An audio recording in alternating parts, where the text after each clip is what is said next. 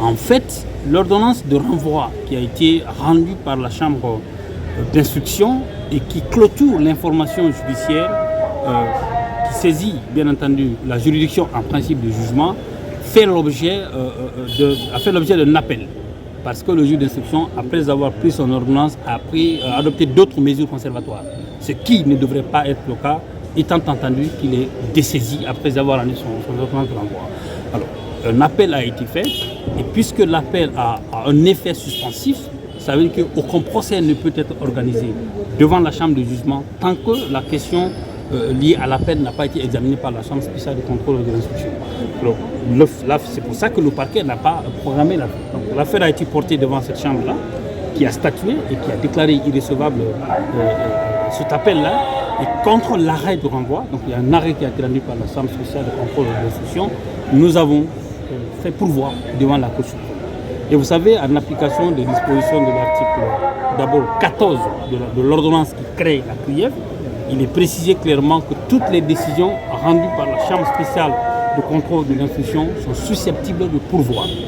Et l'article 80 de la loi organique portant sur la Cour suprême prévoit en son point 5 que le délai de recours et le recours lui-même, donc le pourvoi en cassation en matière pénale est suspensif, sauf en matière de condamnation sur des questions des intérêts civils. Et puisqu'il s'agit de l'arrêt d'une fois, qui ne porte pas exclusivement sur des intérêts civils, nous estimons que la juridiction de jugement de la CRIEF qui a été saisie par le procureur illégalement doit constater qu'elle n'est pas saisie et renvoyer le dossier, attendre jusqu'à ce que la Cour suprême se prononce sur la recevabilité ou pas, ou du bien fondé ou pas, bien entendu, du pouvoir qu'on a formulé. Mais vous avez entendu les arguments qui sont de l'autre côté. On veut demander, bien entendu, à la juridiction de jugement de dire que le pourvoi que nous avons formé est recevable ou pas. Pour nous, ce débat-là, il ne se tiendra pas ici. Il doit se tenir devant la Cour suprême. Sur les questions de fond, on verra.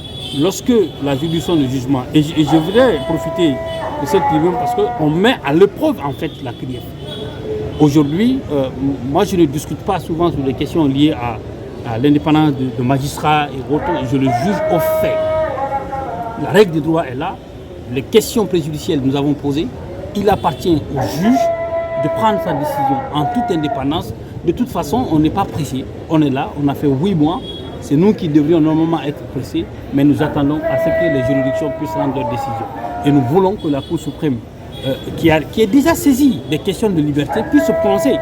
Ce qu'on reproche à cette juridiction, c'est le déni de justice.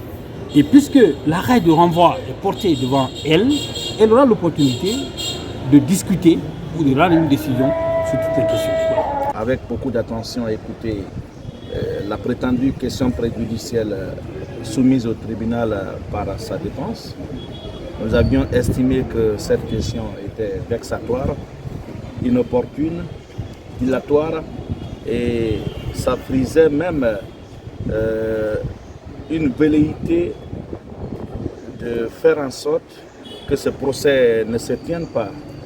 Le docteur Mohamed Diané avait clamé haut et fort ici son innocence.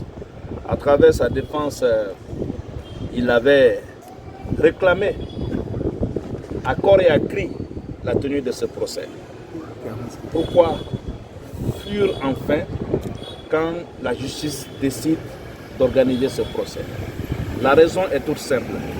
Docteur Mohamed Diané sait que ce dossier est solide comme du béton. Il sait que les éléments de preuve qui y sont contenus peuvent facilement expliquer sa culpabilité.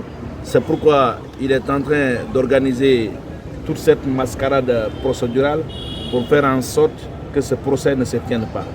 Malheureusement pour lui, la loi ne lui est pas profitable et nous avons la ferme conviction que le tribunal va balayer d'un revers de la main les prétendus arguments qui ont soutenu cette allégation et qu'enfin ce débat va s'ouvrir, la vérité va triompher et Dr Mohamed Diané sera mis devant ses responsabilités. La Cour met les demandes formulées en délibéré pour une décision être rendue le lundi 27 mars 2023 à 9h00.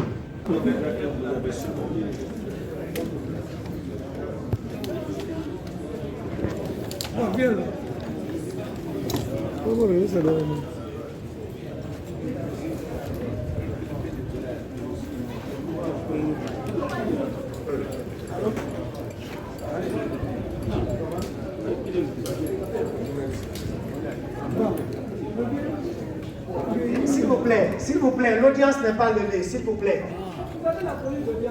S'il vous plaît, S'il vous plaît, s'il vous plaît, s'il vous plaît. sécurité de la salle. Oui, oui, s'il vous plaît, s'il vous plaît. Voilà. S'il vous plaît. S'il vous plaît. S'il vous plaît. S'il vous plaît. S'il vous plaît. Ceux qui veulent